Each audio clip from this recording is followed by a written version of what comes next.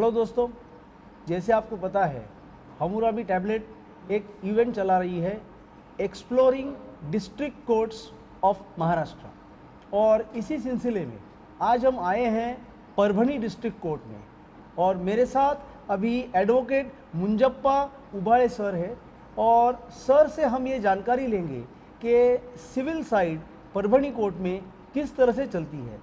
तो सर पहले तो आपका बहुत बहुत धन्यवाद कि एक सीनियर होने के बाद आपने हमें समय दिया।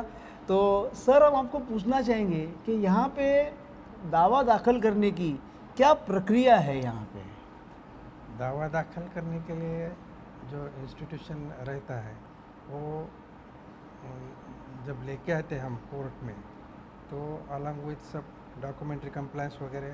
मैं I am advocate for the bank, even I am practising in the private also. So in that even वो सब डॉक्यूमेंट्स का कंप्लायंस होने के बाद वो रजिस्टर हो जाता है। अच्छा, और मतलब ऑब्जेक्शन रिमूवल वगैरह इसको ऑब्जेक्शन रिमूवल इमीडिएटली वहीं को ही करते थे। तो मतलब कितना टाइम लगता है सूट नंबर मिलने को? सूट नंबर मिलने को हमको एक दिन मिल जाता है, एक दिन 2 दिन में मिल एक आध 2 दिन में मिल जाता है। परभणी में दैट सुविधा है।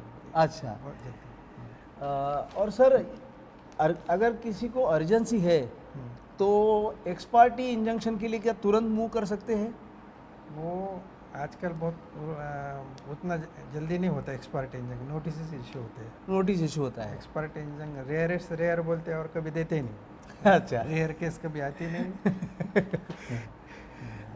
सर ये पूछना चाहेंगे आपसे कि जो इंजंक्शन एप्लीकेशन होता है उसका अंदाजन से क्या डिस्पोजल टाइम है? उसका जनरली डिस्पोजल अपीयरेंस होने के बाद हाँ, ज़्यादा से ज़्यादा 15 दिन के अंदर ही हो जाता है डिस्पोजल। हो जाता है। आपको ये पूछना चाहूँगा सर कि प्रेजेंटेशन की स्टाइल यहाँ पे क्या है? सेंटर स्टिचिंग है या ऊपर का टैगिंग वाला सिस्टम है यहाँ पे? नहीं, यहाँ टैगिंग का सिस्टम वैसा कभी कभी दोनों में जैसी नीड है हाँ, उस तरह से चलता रहता है हमारा। अच्छा, मतलब सेंटर स्टिचिंग भी चल जाता है कभी कभी। और सर अभी ये नए हिसाब से अभी वाइट A4 पे ही फाइलिंग हो रहा है यहाँ पे कि ग्रीन पे हो रहा है? वाइट A4 पे चालू हो गया है फाइल। वाइट A4 पे चालू हो गया। ओके, तो ये मैं पूछना चाहूँगा कि यहाँ पे जो प्रेसिपी सिस्टम है क्या? जैसे मतलब को आज आपका मैटर नहीं है और कोई अर्जेंसी से आपको कल मैटर लगाना है। हाँ। तो एटलीस्ट बॉम्बे में हम लोग क्या करते हैं, if I am an advocate on record तो मैं मेरे लेटरेट पे मूव करता हूँ कि सर ऐसी ऐसी अर्जेंसी है। तो वाला तो यहाँ पे उसी तरह से होता है या कुछ अलग? नहीं, वहाँ यहाँ पे क्या है, advocate comes, he files application, जज is satisfied whether there is urgency, तो immediately they will take on it. Okay okay sir, यहाँ पे नोटराइज प्लीडिंग्स फाइल कर सकते हैं? नहीं, वैसा यहाँ कोई प्रैक्टिस नहीं हुई इसी टाइप। अच्छा, मतलब मैं ये सवाल उस एंगल से पूछ रहा हूँ कि सपोजिंग कोई प्लेंटिफ है जो आपका परभणी का है और जो डिफेंडेंट है वो आउट ऑफ महाराष्ट्र है। तो वो जब रिटर्न स्टेटमेंट फाइल कर रहा है, ऑफ कोर्स वो यहाँ के वकील साहब तो एंगेज करेगा ही करेगा। तो वो समझो दिल्ली में है, तो वो दिल्ली में अपना मतलब यहाँ के वकील साहब दिल्ली में भेजे उसको, वो रिटर्न स्टेटमेंट की प्रिंट आउट निकालेगा, सही करेगा, दिल्ली में नोटराइज करेगा और अपने वकील साहब को भेजेगा यहाँ। तो वो कोर्ट ले लेगी उसको। यहाँ जहाँ तक मोटर एक्सीडेंट क्लेम में इंश्योरेंस वाले वैसा कर लेते, बट नॉर्मल नहीं, इधर नॉर्मल दावे में नहीं। अच्छा, तो मतलब मोस्टली उसको आना पड़ेगा यहाँ पे, he has to come here, affidavit file करना पड़ता है।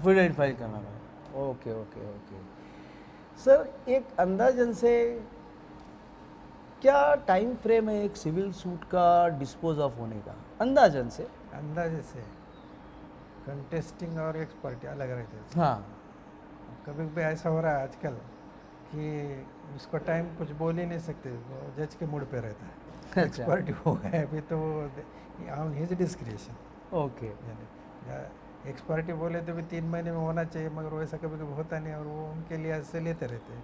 ओके सर, ये पेंडेंसी सिविल सूट की है अच्छी सब पेंडेंसी ज़्यादा बढ़ रही है, अब बढ़ रही है पेंडेंसी। जजेस का कुछ इंटरेस्ट क्रिमिनल में जो रहता है वो सिविल में बहुत कम रहता है। ओके, मतलब जजेस are inclined to dispose of criminal matters immediately immediately rather than the rather than civil. civil matters. Civil उनको लगता है जरा क्लिष्ट है, जनरली देखते रहते हम, सिविल को जरा लैगिंग ही चलता है। ओके सर, ये पूछना चाहूँगा कि अगर कोई बाहर का आदमी आता है, मतलब जैसे आई एम रिपीटिंग अगेन के वकील साहब तो यहीं के लगाएगा, तो क्या वो आदमी इंग्लिश में सूट फाइल कर सकेगा यहाँ पे? यस, You can- आप दोनों भी ये करते हैं, मराठी और इंग्लिश दोनों भी कर देते हैं। इंग्लिश में फाइल कर सकेगा। कर सकते और सिमिलरली कनेक्टेड क्वेश्चन उसके साथ ये आता है कि आर्ग्यूमेंट्स भी इंग्लिश में कर सकेगा ना कोई भी आगे?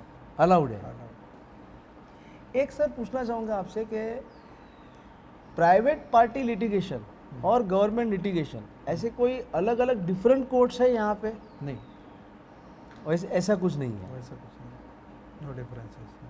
और सर एक अगर सिविल सूट फाइल किया जाता है तो वो कौन से जज साहब को असाइन करना, इसका कोई एक है ना, मतलब कैसे होता है, वो प्रक्रिया क्या है? उनकी प्रक्रिया क्या रहती है कि दे हैव डिसाइडेड, शेड्यूल रहता है उनका, फर्स्ट सेकंड थर्ड, अच्छा, जितने जजेस रहे तो वो सीक्वेंस, आज इसका कल उसका, हाँ हाँ, ऐसे वो रोटेशन में जाता है, रोटेशन पे जाते रहते हैं। Okay okay okay. ऑर्डर्स जो पास होते हैं सर, वो क्या मराठी में होते हैं या इंग्लिश में होते हैं? अभी मराठी में हो रहे हैं, मराठी में हो रहे हैं अभी अच्छा, पहले इंग्लिश में हुआ पहले करते इंग्लिश थे? होते हैं। अभी जरा 2-3 साल से शुरू हो गया मराठी में। Okay okay okay. सर मुझे ये पूछना था कि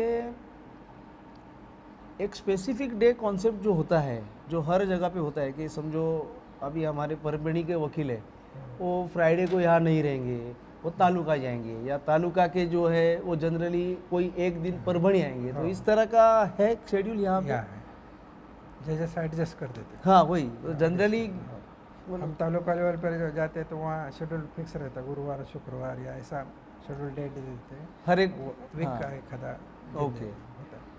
यानी परभणी लेवल तक मैं डिस्ट्रिक्ट लेवल में देखा पूरा है हाँ कि हाँ, they adjust and accommodators. Okay. Sir ये मैं पूछना चाहूँगा कि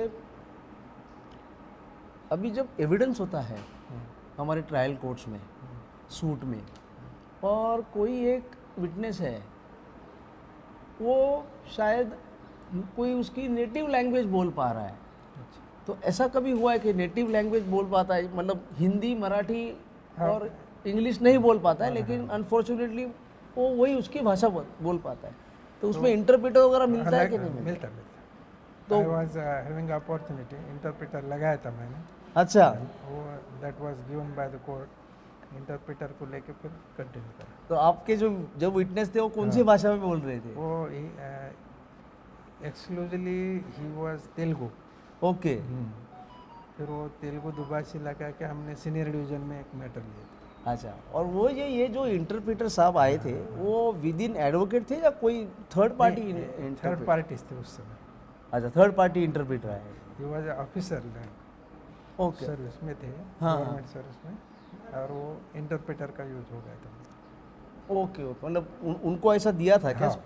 मतलब he was designated to yes, do that work? Okay okay, नहीं ये बहुत अलग जानकारी हमें मिली है, ये हम मालूम नहीं था हमें। सर एक क्वेश्चन लास्ट पूछूंगा कि कमर्शियल कोर्ट्स हैं यहाँ पे? नहीं कमर्शियल ऐसा कोर्ट यहाँ नहीं। मतलब कमर्शियल एक्ट जो आया हाँ, अपना, नहीं अभी नहीं, उसके अंदर नहीं कमर्शियल कोर्ट्स एस्टेब्लिश नहीं हुए हैं यहाँ पे। Okay okay okay. एक लास्ट सवाल ये पूछना चाहूँगा कि इस कोर्ट का कोई स्पेसिफिक हॉलीडे है कि जो सिर्फ परभणी कोर्ट को होता है?